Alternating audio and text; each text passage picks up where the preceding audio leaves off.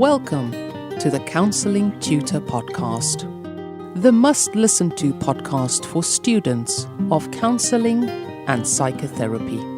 Here are your hosts, Rory Lees-Oakes and Ken Kelly. Hi, I'm Rory, and with me, as always, waving across the studio, is Ken. How are you doing, Ken? I'm exceptionally well, and of course now the Counselling Tutor Podcast doesn't just come to you over the airwaves into your ears. We are also on YouTube. If you go to YouTube, put in Counselling Tutor Podcast, you will find the channel where the entire podcast is there, and you'll be able to see us waving, and that's why we do wave at each other, and we're waving to you even if you are listening. You've joined us at episode 215 of the Counselling Tutor Podcast, and we're grateful that you are here. We have 3 topics for you today, starting off with our Counselling Foundations, where we look to that supports good practice in counselling. And today we're going to be speaking about endings. That can be a tricky topic. Looking forward to diving into that one. We then move on to focus on self, I might say. And that is where we recognize that you as the practitioner, you are the heart of your practice, and we need to look to ourselves. You know, we bring ourselves into our practice, and today we're speaking about focusing on your career as a therapist. And then we go into practice matters, where we have a rather interesting topic. We're going to be delving into the realms of pre-trial therapy, and you have no ideas when that may present itself in your practice. So it's certainly a topic to listen into, so stick around for that. So starting us off with those counselling foundations, Rory, the important, I don't want to use the word basics, but they're referred to as the basics because they're covered in your basic training. And today, looking at endings that can be tricky. They can be tricky, Ken. And as I always say, endings start at the beginning. So, you know, we've talked many times about the theatre of therapy, you know, the curtains opening, the 2 protagonists sat in the room or even online, one of them talking about their difficulties, the other trying to help them make sense of it. And I think that right at the beginning of therapy, we usually talk about, you know, as one of the things, maybe how many sessions are available. Now, there are therapists who offer unlimited sessions, but generally speaking, certainly for those who work in agencies, it may be a fixed number of sessions. So it's really important right at the beginning of therapy, we talk about endings. So the client is aware that they have a set amount of time. If it is a set amount of time engagement. So we talk about it right at the beginning. And I think it's really good practice to talk about endings, because the reality is at some point therapy will end. It is. You know, when we're saying this is tricky, it may be surprising that there are a very high number of complaints that are put into professional bodies around endings, where maybe a client feels that the rug was pulled from under their feet, that they weren't ready for the ending, or maybe they feel that there wasn't an ending and the therapy was just going on and on and on and on. And that's why we speak about endings. And you're 100% right, Rory. We recognize and we acknowledge the ending of therapy right in the beginning, and continuously through the arc of the relationship, we will always be acknowledging that ending so that it's not a surprise. And I guess we only have to look to our own lives to see how endings can be tricky. One of the things that I recognize, that as humans, we are social creatures. I want to use the word creatures. We'll get lots of letters in that I'm calling ourselves creatures here, Rory. Oh, yeah, the postbag's filling up now as we speak. In trouble now. But we are social. And we tend to struggle with endings. That when something comes to the end, if you've been in a group where you've been studying something or going through some process, at the end of that group, there's more of a tendency to say, oh, we must keep in touch. Oh, we're going to email. Oh, we're going to meet up after a certain period. And generally, that won't happen. And it just shows that we don't want something to end. And if you want to look at trickiness of endings within your own life, think of a situation that you may have been in where there was an abrupt and sudden ending that you weren't expecting, something that sideswiped you, something that came out of absolutely nowhere. How did that leave you feeling? And of course, a loss can be something like that. A loss of a pet, a loss of a family member, a loss of a job can be a sudden, abrupt ending that is not expected. And it can really, really rattle you. And then the other side of that coin is, think of a time where you've been in some kind of a process, a relationship, whatever it may have been, where it just dragged on and on and on, and you wished it would end. I've seen some films like that, Rory, where I've gone in to watch a film and I've sat down and I've been thinking, I wonder when this is coming to an end, and it just doesn't seem that there is an end, and you want to be leaving and you feel you've got enough out of it, yet it still drags on. And that's why this balance of endings is so important, because we want to be in service of the people that come to see us. We don't want them to experience either of those situations. Oh, absolutely, Ken. And of course, when we're talking about endings, the focus is on the client, but it's primarily on how you, as the practitioner or the person using counselling skills of your student, manage your own ending. So I'm going to put a challenge out to you here. Think, if you're the listener and you're listening to this, how do you leave a party or a social gathering? Are you the person who maybe is the last person before the host kindly walks you to the door and pushes you through? Are you the person who maybe turns up at a party, is there for 5 minutes, and then just disappears? Are you the person who goes to the party and at some point says, this has been a really good time, but all good things come to an end and I have to go? What I'm alluding to is your attachment style. Your attachment style will always speak to endings. And I think if you don't know your attachment style or you're unsure of it, then that's going to be something that's unknown to you. And it may be worth just thinking about that. You know, we're recording this in January of 2022. There will be people who've gone to Christmas parties. So have a think about how you leave a party. And I think that really gives you a clue. I will admit that if I have to go to any social gathering, I am there for about 20 minutes and then I go.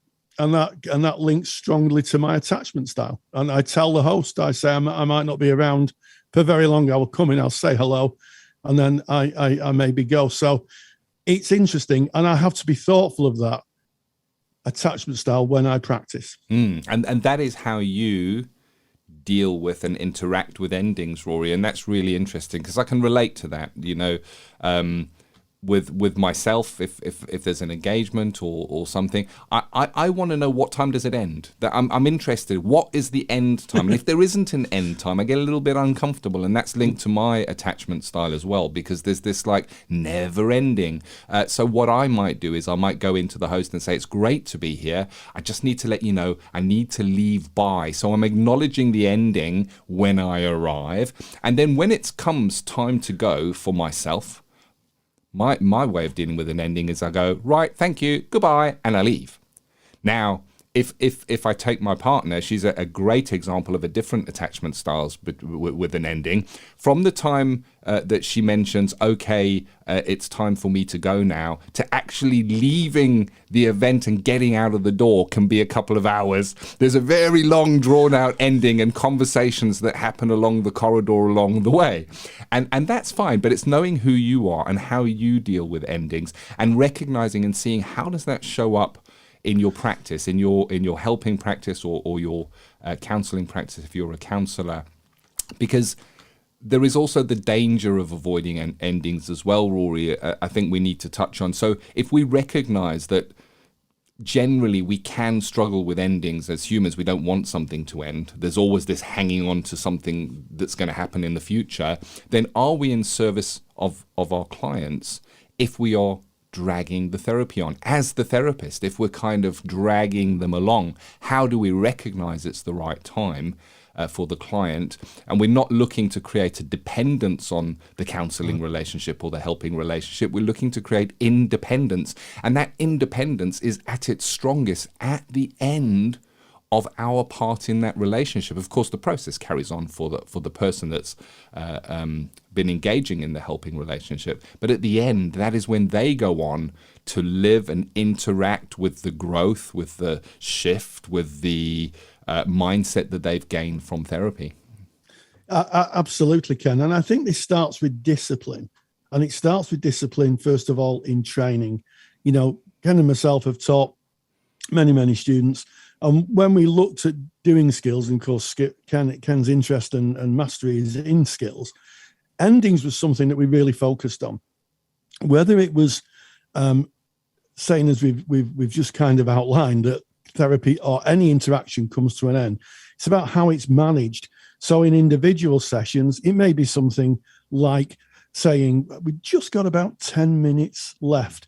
And that then signals to the person, the client, or the person who's the speaker, if it's a student pairing, that there is only a short amount of time left. And of course, we've all seen, Ken, many times, the kind of faux pas, the rookie errors that students make. They get to the end of a session and they say, is there anything else? And then it opens it up again. So we've seen that so many times, and then they look like rabbits in the headlights because they can't shut it down. So, you know, make sure that the ending is defined. And then that kind of stretches or fits into the arc of therapy. So when you're working with a client and you're working with a fixed engagement, it could be 12 or 25 sessions, depending on what you offer. You know, at each session, you certainly say, well, this is, you know, session 6 of our 12 sessions. You'd remind them. And of course, when you get to the 6-week review, when you review after 6 weeks, that is a topic on the agenda of the review to say, so we're just about halfway through the therapy. And I wonder how that's working for you. And these little disciplines really help us to get into the mindset that A, therapy is going to end. B, we do it in a way that's supportive of the client, but not a surprise. So they say, is it ended? I didn't know this. And crucially, it allows the client to make the best use of the time. Oh, yes. Yes, when you know when the ending is coming, you kind of are able to use that time appropriately. And I think when I was studying and I had an assignment deadline, I knew when the assignment had to be in. And it was very interesting that the closer I got to the deadline, the more I would work on the assignment. And that's kind of, again, part of our nature. And I love how you've linked it in, Rory, recognizing that you have the ending of therapy where the therapy is no more and that client moves on. But you also have an ending every single session when somebody is coming in. It's got a defined end. It's part of our boundaries. We're setting out those time boundaries. We're putting an end post in that session, and we're going to acknowledge that within the session. We've got about 10 minutes left. That is acknowledging the ending of that session. You might even start it off by saying, so we've got 50 minutes. I wonder what you might want to bring today. By saying we've got 50 minutes, you're talking about the end, and you would re-acknowledge that. And then of course the ending of all of the sessions when you finish. Now if you have a predetermined amount of sessions, then you've got a post that has been set at that first session. But there are times when you'll be working ongoing with somebody where you won't necessarily have an end session in mind. And when you're working in that kind of a situation, I guess it's very important to watch out that you're not dragging on too long, and then to recognize that there are stages of ending. And when I say stages of ending, the very first stage of ending is assessing the readiness to end. Now, you would assess the readiness to end whether you had a predetermined amount of sessions or not. So if you had a predetermined amount of sessions, say 6 sessions, and you were in session 4, and you would still be assessing the readiness of this client to end. Because if they were not ready to end, they still had material to bring, you might look to see if you could extend the sessions. And if that was not possible, you may look to put support mapping in place, to put referrals in place.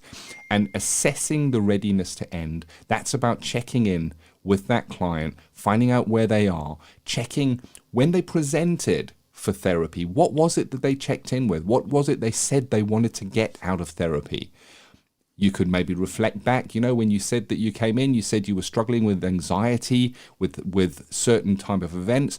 And I recognize now that seems to have dissipated quite a lot. I wonder if we might be coming to the end of our work together, recognizing the end. That you wouldn't say that in the last session. You'd say that with a few sessions to go as you were able to wrap that up. And of course, in terms of the stages of an ending, we also acknowledge that it's not just the ending of the therapy.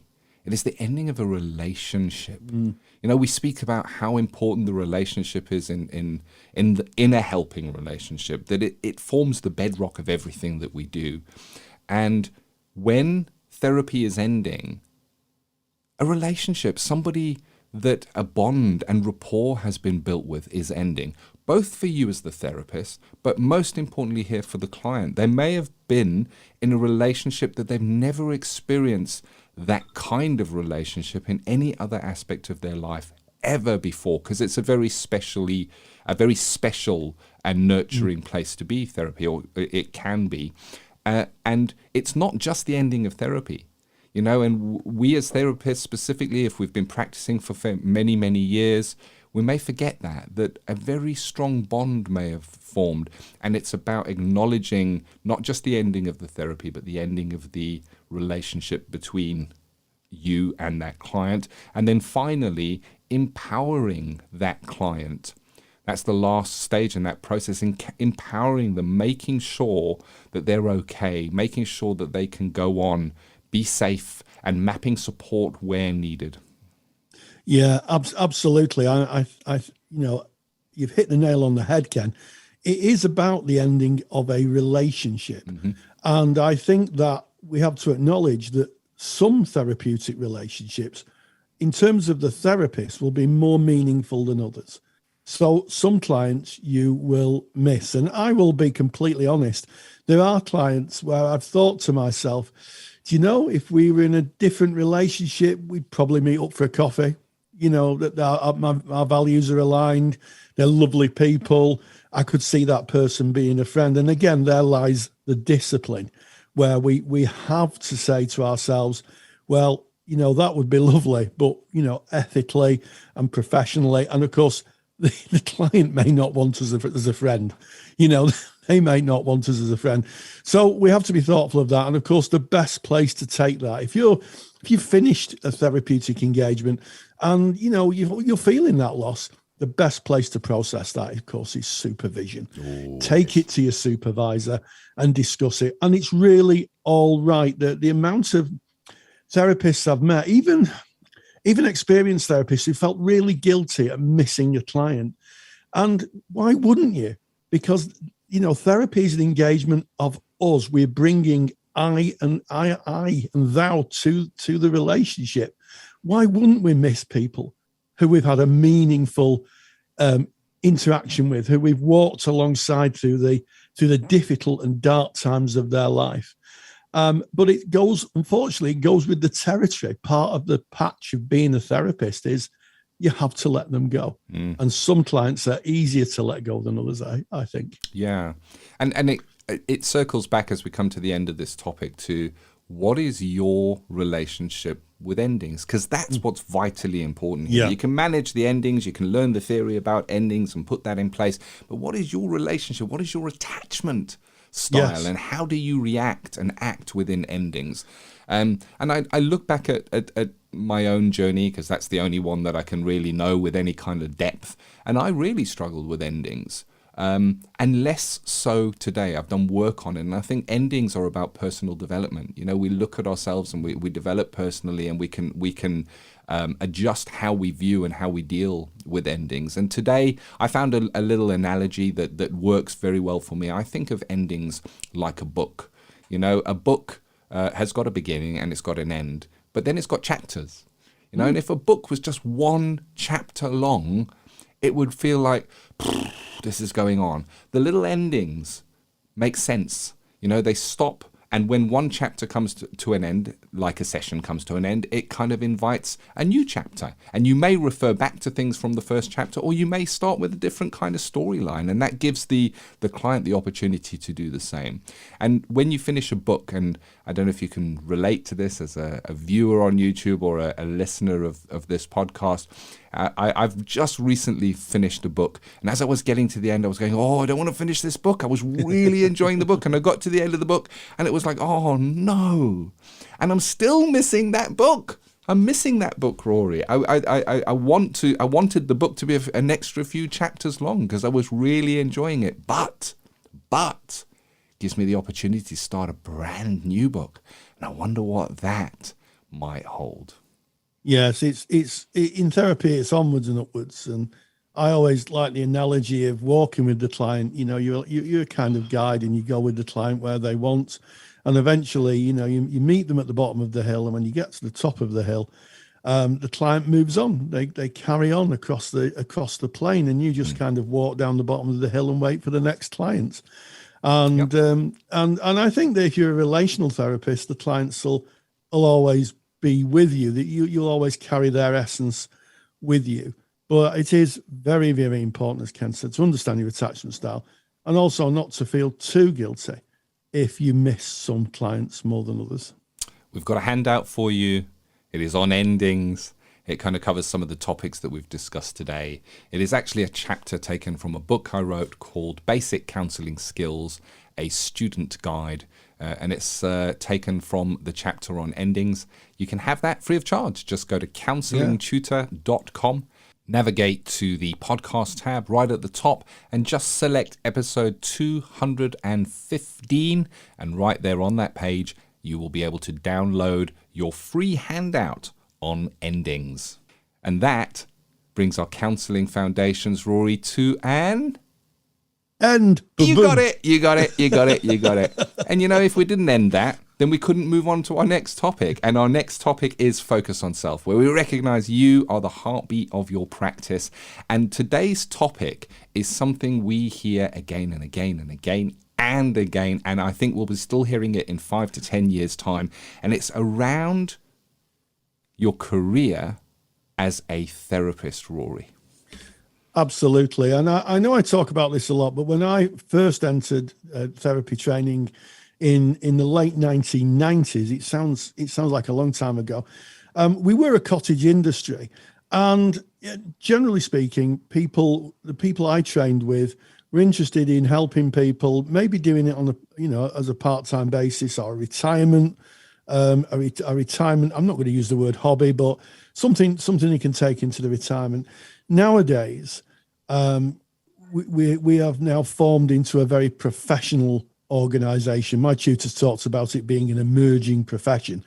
It's not an emerging profession anymore. It's a maturing profession, and as such, I think it's useful to think about your career in therapy. You're paying a huge amount of money nowadays to train.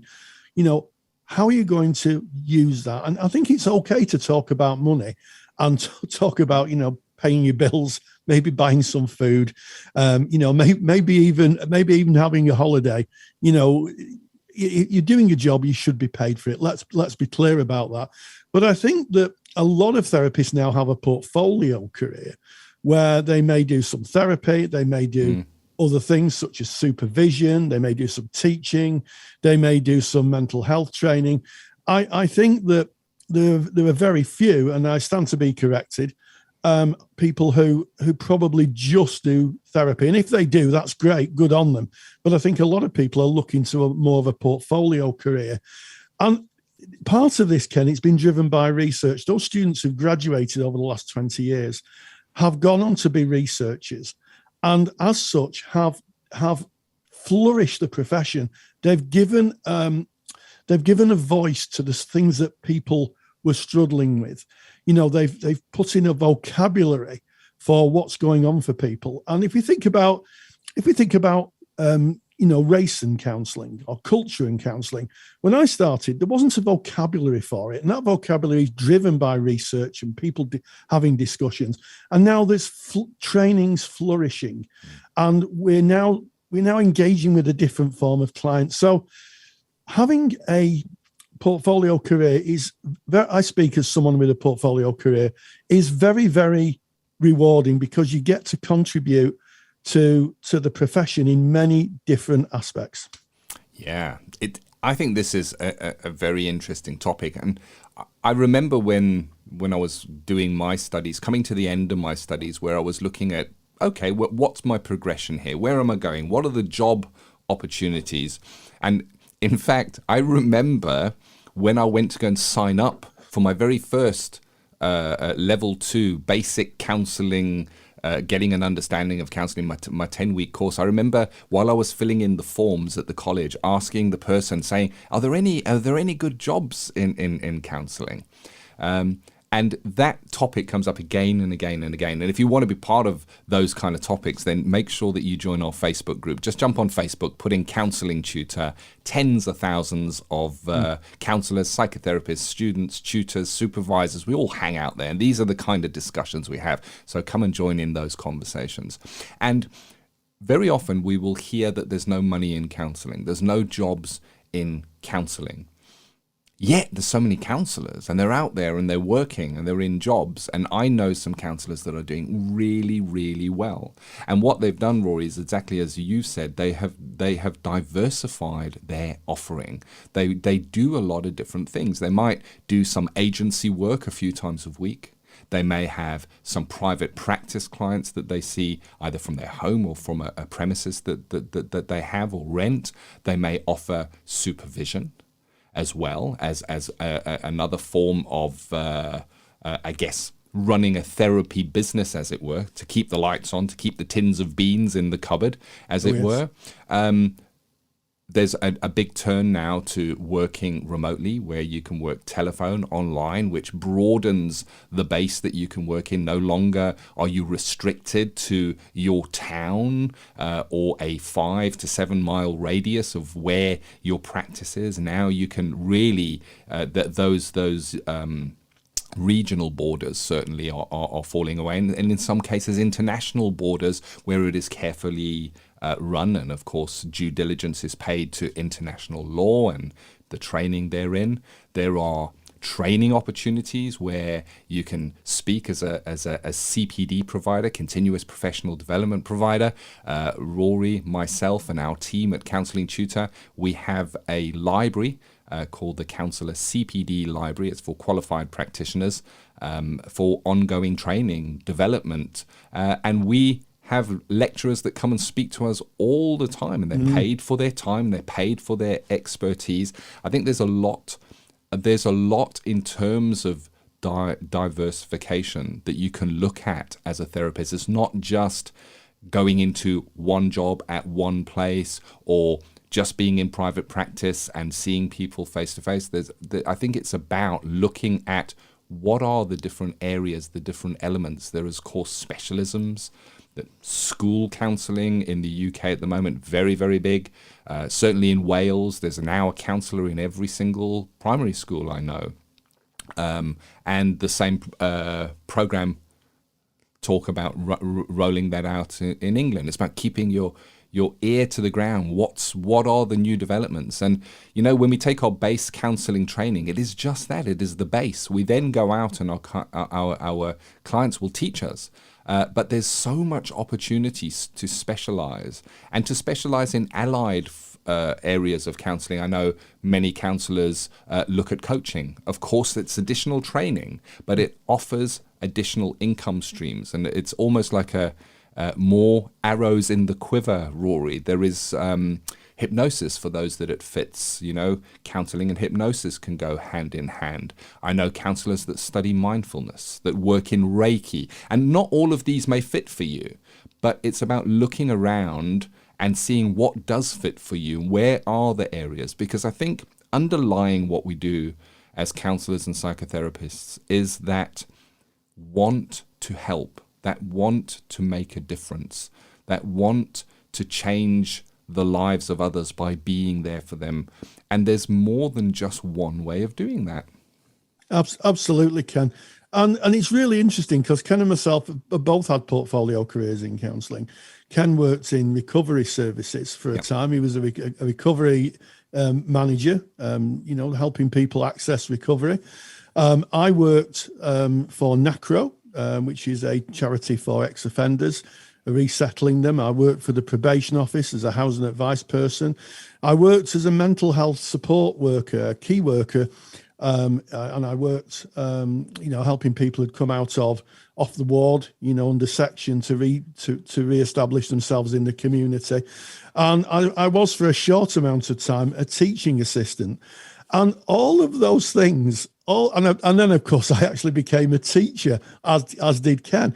And I think the interesting thing is all those things, all those experiences, and some of those times were, I have to say, were really, really tough. Were really tough, jumping from one job to another. But they all came to a point where they kind of distilled into me.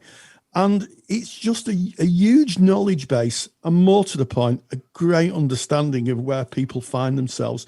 I found that it really has increased my empathy, and understanding of how other people live their lives. And I don't think there's a day go by when, if me and Ken have a conversation, we will bring up bits of our experience from other aspects. So I think if you are, on the cusp, of graduating, have a think about gaining some really interesting paid experiences, because it will really season you as a therapist, I think. Yeah, and I think you don't know where you might end up with that as well. So, like you mentioned, the teaching, Rory, and I went into counselling tutoring alongside Rory, and I found that to be really rewarding. And I map it back to my original intention to go into counselling in the very beginning was to make a difference in the lives of others. From my own road, there were dark times, and people showed me kindness, extended a hand into that darkness, and I wanted to do the same. I was the corporate life was no longer fulfilling, and doing teacher training and tutoring peers who were on the road to becoming counsellors at practice level. It opened a new world to me, because in a counselling session, I work one-to-one, and I've got one person in front of me at a time. When I was a tutor, I would have a class full of people whose lives would change, and who themselves would go out, and how many clients would they see.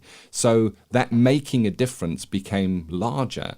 And then working with yourself, Rory, and recognizing that there were training opportunities, putting together Counselling Tutor, our website, all the training that we offer through that, the same core values underpin that. It's all about making a difference. And now we train tens of thousands of therapists, qualified therapists, through CPD courses, through our supervision training, through our online and telephone counselling training, supporting students on their journey through our counselling study resources. And it's all for the reason of making a difference. And all of those roads were unseen to me. When I went in to become a counsellor, they did not exist. They weren't in my reference at all. And just by trying the different roads, as you're saying, Rory, that portfolio career, these doors have shown themselves and opened up. And I think that there has never been a better time to do this. We live in an age where technology breaks down those barriers. I say seize it and keep to your core value of why you're on this journey. And there are so many different opportunities if you look around for them. Yeah, absolutely. And, if someone, when I sat in my first introduction course in 1999, if someone had sat next to me and said, Rory, I can see into the future, by 2022, you'll be sat on the internet talking about counselling with someone called Ken, who you'll meet, and you'll be doing it. And I'd have been out of there. I'd have gone. So, we all know where we start off in life. Most of us know where we start off in life, but no one knows where I'll end up. Enjoy the journey, seize the opportunities, season yourself, and you'll find yourself really employable, really employable, either self-employed or in an employed status. But think of all the ingredients that make you as a therapist, and even the smallest things that you do to be in service of other people will always help you and develop you and speak to your professional formation as a practitioner. I like it. And there it is. That is that focus on self and your career. What does that look like? What does it look like now? What are your plans going forward? What are the options that lie open for you if you are a therapist? Is there an opportunity to train to be a supervisor? The more people that train to be therapists, the more supervisors are required. And when you have that maturity of walking that road, that is a definite option. online and telephone work? Is there an opportunity to train in that, work in that?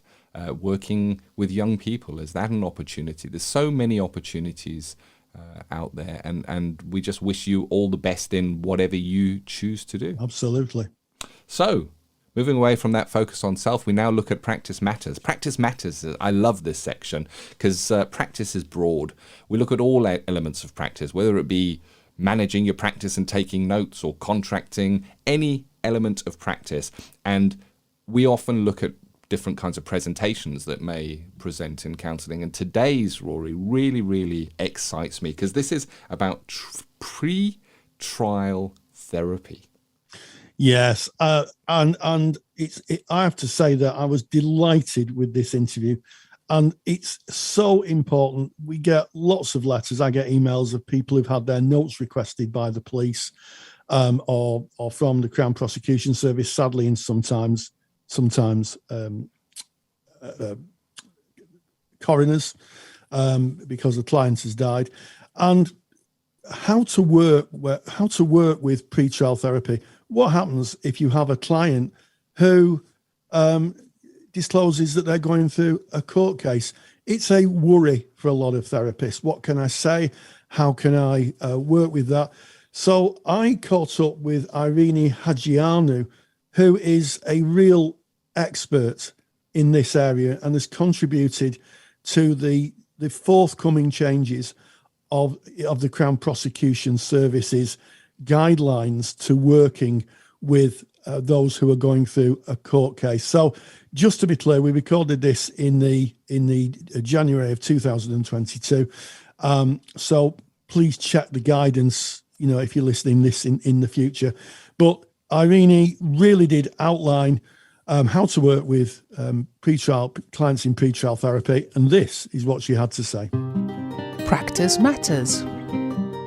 And we welcome Erene Hadjiioannou, who is a psychotherapist based in Leeds, who has a particular expertise and a huge amount of knowledge in pre-trial therapy. So Erene, thank you so much for joining us on the podcast. Yeah, thank you for having me. It's a real pleasure. Now, we had agreed a series of questions, which I think would probably answer most people's questions. So if the questions sound like they're in your chronological order, it's because we've agreed them pre the recording. But I think it covers a lot. So the first question is, Erene, what is pre-trial therapy? Okay, the golden question. So the Crown Prosecution Service, who are responsible for processing crimes in the UK beyond the police investigation, issued some guidelines in 2002 for adults and 2001 for children, called the Provision of Therapy for Vulnerable and Intimidated Witnesses. And essentially what they say is how talking therapy should be delivered if somebody is going through the criminal justice process. So from reporting to police investigation to CPS assessment to going to court, if it gets to court at all, which, I'm sure we'll talk about the reality of navigating the system. But yeah, pre-trial therapy are guidelines issued by the CPS that we are ethically required to abide by if we're working with a victim of any crime. Yeah, so this is particularly for the UK. Yes.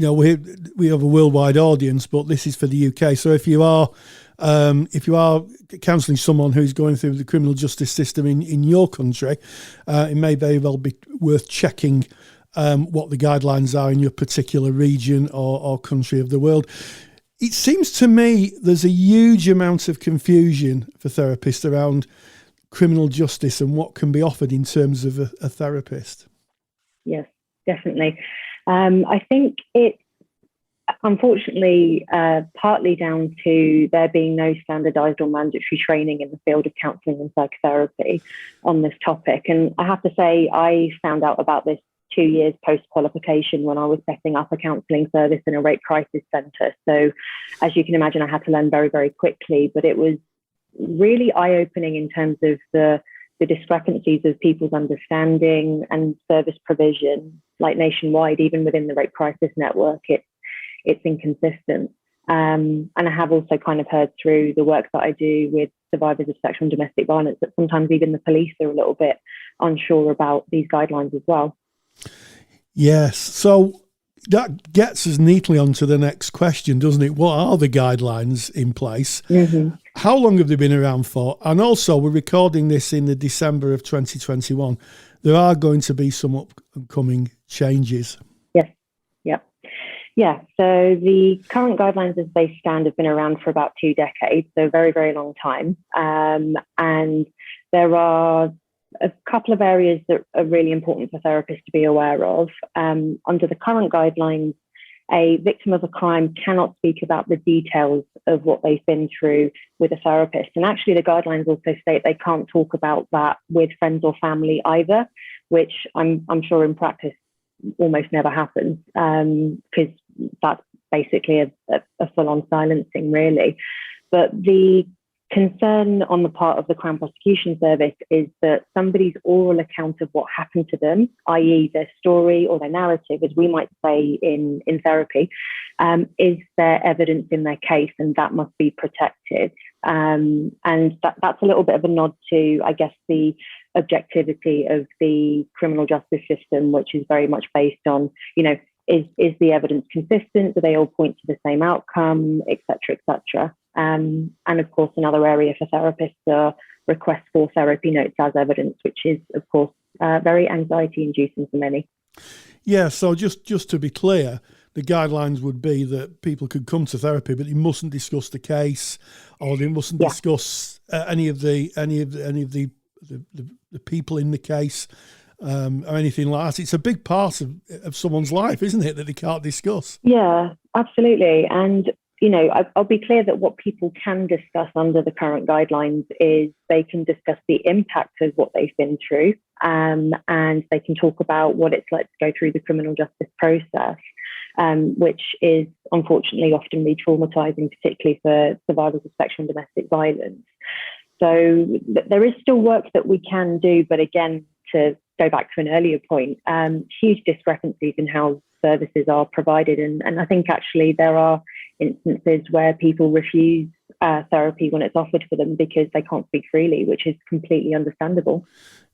Absolutely. And you didn't allude to a consultation and maybe the guidelines changing in the near future? Yeah, so for context, a part of my work is that I've been part of an independent steering group since 2019 with 2 other therapists, and we've been lobbying to change the guidelines. So we actually contributed to a public consultation that ended in October 2020. We worked very closely with a criminal barrister on that as well, which was really, really insightful. The new proposed guidelines and actually the current guidelines are both publicly available on the CPS website. So provisional changes are that clause about not being able to talk about what happened in therapy is going to be removed. Fingers crossed that will remain the case. There's a lot more information on who's responsible for what in the process, which I think is really helpful because there are so many gaps that victims can fall through whilst they're in such a vulnerable place trying to seek justice and also manage their mental health at the same time. Group therapy is permitted, but basically the phrasing is that it should be treated with caution. I think that's a little bit of a throwback to the current guidelines on sort of being worried about how other people's accounts might influence your evidence, quote unquote. And actually under the current guidelines, group work isn't permitted for that reason. And I think another last point that's really helpful is very, very explicit statements within the proposed new guidelines that therapy notes should not be requested speculatively. And what that means is that there's a threshold that needs to be reached within the police and the CPS in order for them to appropriately request therapy notes. They can't just request them just because somebody's had therapy and they want to see if there's something in there, essentially. So I think that's really helpful. Well, as someone who's had their notes requested on a number of occasions, it kind of brings us to the question: why are notes requested? What's the purpose of the police or the CPS requesting notes? Yeah, Okay, so notes are used as a form of evidence alongside other evidence that may be collected at the police investigation stage, and that evidence is then further assessed within the Crown Prosecution Service if it gets to that point. So the question that's essentially asked is, do therapy notes corroborate with the survivor's account, or do they undermine it? It's that consistency test.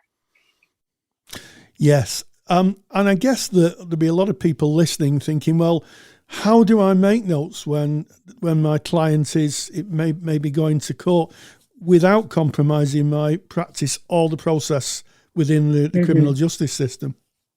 Yeah, absolutely. I think it's really stressful and anxiety inducing to be thrown into what is essentially the intersection between our private, confidential, subjective conversations that we have in therapy, and then the sort of the objective, very black and white world of the criminal justice system, because, even in just describing it that way, they don't really seem to match up very well. So to answer your question, we do not have to be concerned with making sure that our notes are court ready. And what I mean by that is we write notes for our clinical purposes first and foremost.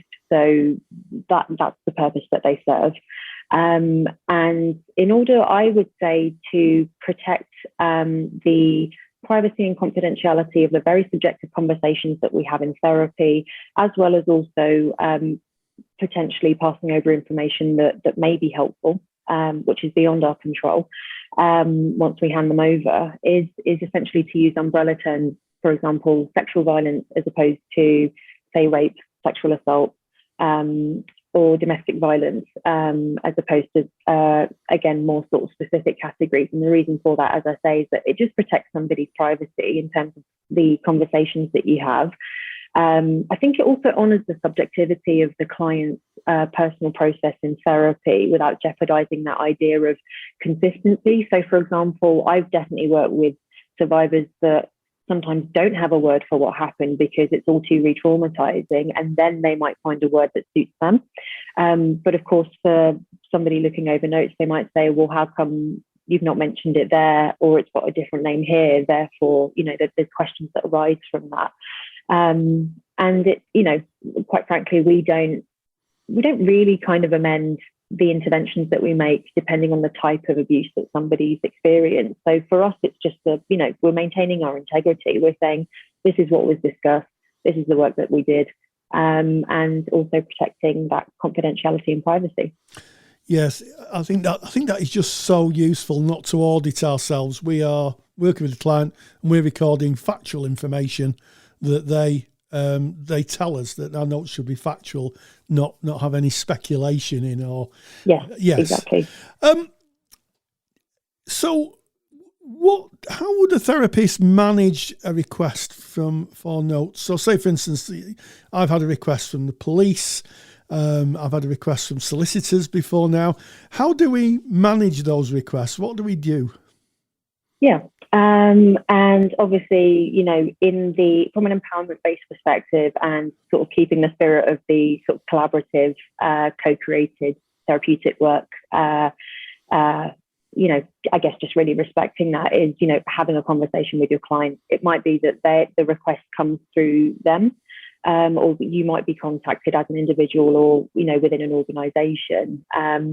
So currently, if you receive a request from the police or the Crown Prosecution Service, you have the right to refuse that request. Your client has the right to refuse that request, or you can do that collaboratively. There's no, you must give us the notes, even if that's what they tell you. And I think that's especially important within a very disempowering process that it's confusing for our clients and it's confusing for therapists. So that's something that we have in our control. The only instance where we would be required to release notes kind of, no questions asked, no resistance, is if we get a court order from a judge. So that just gives us a little bit more choice along the way in terms of how do we handle this? How do you want to handle this?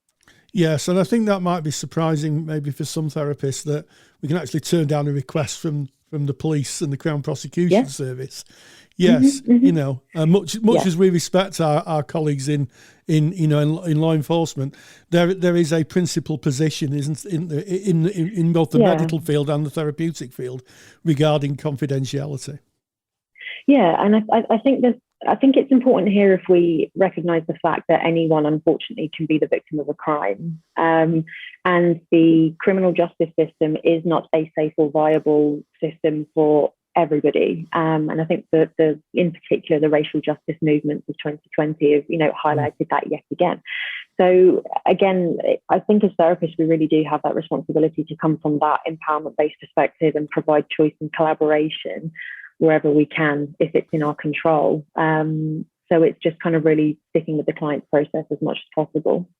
Absolutely, and I think one of the processes that happens is therapists trying, maybe wanting to explain what clients can expect. So you may have a request for notes. You speak to the client, and what is the process of working through that? Yeah. So at the moment, if you receive a request for notes, I've definitely done this in practice. So I can definitely say it's legit. I think you have the option of either kind of releasing the notes as they are, or writing a summary report of the most relevant information. And the second option can feel much more comfortable for clients that are wary of the process or what information might be known about them. And as a sort of extra bit of information, anything that's not relevant to the case should be redacted by the police or the CPS. So, for example, if somebody talked about a bereavement that wasn't related to the particular crime that they went through, then that wouldn't be mentioned or used as evidence. And of course, it is absolutely, I think, respectful to offer your client a copy of their notes or the summary that you provide. It's information about them, and I think that has both a really respectful kind of like a symbolic and a concrete function. It's knowing that anyone can view those notes when we release them. We don't know who that is. That can feel very disempowering, very distressing. A client should have their own information, and of course, having a release form for notes is just good practice, really, as well. Yes, absolutely, and I think that's one of the kind of takeaways. Have a system and a form in place for client release of client notes, so that you could evidence that you've released them. And of course, clients do have the right to access their notes under the General Data Protection Regulations. Yes. What would happen if a client decided to report, sexual abuse or a rape to the police while you're working together? What's the process there? Yeah, so this is where we're in that interesting grey area, because we've got the current guidelines we can reference, but with the new provisional guidelines, it looks like there'll be more sort of like freedom in terms of the process around this. But essentially, under the current guidelines, which obviously have that clause about not being able to talk about what happened, the main thing is to, I'd say, contract with your client, as well as kind of verbally discuss, if it's relevant, the fact that if they're thinking about reporting, they must let you know as soon as possible, because the nature of your work may change. So if they've spoken with you in any detail, or if you've done any amount of work about the crime that they've experienced, at the point they choose to report, currently those conversations should stop, because again, they need to protect their evidence as the pretrial therapy guidelines. But again, hopefully that will change in the near future. Indeed, and I guess one of the questions that always gets asked in cases of law and court and releasing notes: do therapists have to appear in court? What's the chances of therapists appearing in court? Yeah, that's a good question. I've never had to do it. I've been doing this work for 11 years. I've only known of one colleague that's had to do it. So I think it's relatively rare. I think in terms of therapy notes, they're usually kind of adequate if they're used in the process. The only advice I can give would be, don't be shy about asking questions from the CPS or, any legal professional that contacts you to make that request, and just say, what are my responsibilities here? For example, I was thinking about this earlier. I think it would be relevant to say that witnesses can't speak to each other whilst the case is going ahead, which is obviously has implications, say, if you're still working with this client, or, if you want to let them know that you have been called as a witness, I think they would be informed. But don't be shy about asking questions. And I would also actually, if you're feeling nervous about going to court, if it's something that you've not done before, you can request perhaps through an independent sexual violence advocate, if you're linked with that sort of service, just ask to, say, visit the court and just be talked through what to expect. And I think that should happen anyway, because that just reduces your anxiety and enables you to give your best evidence in that process as well. Yes, and I think it's fair to say that you're appearing as a witness, not a defendant. Yeah. You're just talking about what's happened. Finally, I think it would be remiss of us not to consider what other services can be signposted to clients and how they can be supported. So what else is out there for clients who are going through this process? Yeah, and I've just mentioned independent sexual violence advocates. Yes. And they are or ISVAs, as they are known. They are a highly specialised role for victims of sexual offences. And there's also IDVAs, independent domestic violence advocates, obviously covering the area of domestic violence. I think in terms of as good a wraparound service as you can get, if you signpost to an ISVA or an IDVA, if you're working with a survivor of sexual or domestic violence, what they do is they are also required to abide by the pretrial therapy guidelines. So, that's kind of consistent across the board. They provide emotional and practical support about the criminal justice process. So they don't provide counselling or psychotherapy, it's emotional listening support. But they can give your client information on what the criminal justice process looks like. They can go with them to interviews. They can liaise with the police officer in charge on the client's behalf. And also, if it gets to the court stage, they can request things like special measures in court, which make the process of giving evidence easier. So, for example, giving your evidence via a video link instead of being in the courtroom, or giving your evidence behind a screen so that you don't see the perpetrator and they can't see you. They are absolutely brilliant. I've worked with a lot of visitors in my time, and they're exceptional. So that's definitely a way to go. Well, that's so reassuring. And finally, just for the listener, if you're listening to this, as I say at the beginning of the piece, it was recorded in December of 2021. If you're listening in the future, which kind of sounds a bit odd talking about the future and recording something, if you're listening in the future, may be worth just checking those guidelines again, because as Erene has alluded to, the guidelines are going to change.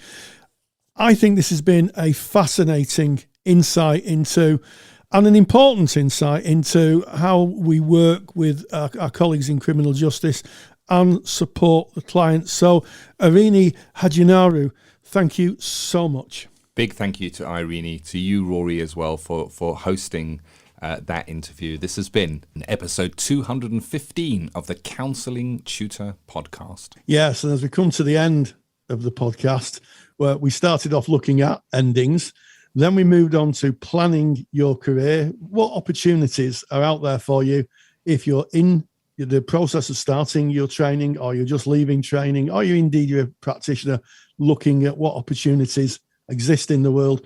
And then finally, we caught up with Erene Hadjiioannou, who gave us some absolutely valuable information on pretrial therapy and the forthcoming changes to the Crown Prosecution Service's guidance working with people who are going through court cases. And as always, stay grounded and stay safe. Take the stress out of your counselling studies and get the support of Rory and I by joining us in the Counselling Study Resource. Counselling Study Resource, or CSR for short, is the world's most comprehensive assignment guidance and study support resource for students just like you of counselling and psychotherapy. See how Counselling Study Resource can help you. Visit counsellingtutor.com. That's counsellingtutor.com. Thank you for listening to the Counselling Tutor Podcast. Find the show notes for this episode on our website, at www.counsellingtutor.com.